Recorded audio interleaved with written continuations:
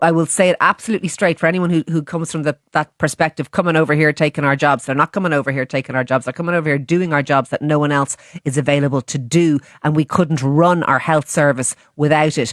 Do not be under any sort of misapprehension about that. These are the people who are looking after your sick mother and your sick sister and your sick kids, because that, we actually go actively recruiting in India for doctors and nurses. And some people say it's in fact unfair because we're taking doctors and nurses from India to work here and therefore leaving India short. But a nicer bunch of people. And as I say, I have many of them as colleagues, had many of them as patients.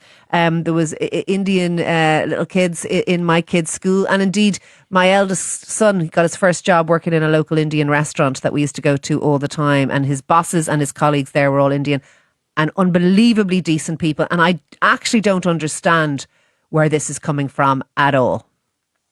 Yeah, look, Ciara, this is a stain on us as a country. I rarely am embarrassed to be Irish, but when I heard this news yesterday, I was embarrassed to be Irish. And the Indian community brings so much to Ireland, not least an extraordinary work ethic. But look, I think we can all agree it's awful. We're all appalled at the stories of the 6-year-old Irish Indian girl in Waterford who was born here, spent her whole life here, and will spend her whole life here, hopefully, being verbally assaulted while playing outside her home. We're all appalled by that. The question is, what are we going to do about it? And this is driven by social media. And I'm going to bring up something that I know is not going to be popular with people, but I think we have to face up to it. And it is our lack of legislation in this area. Our Incitement to Hatred Act dates back to 1989.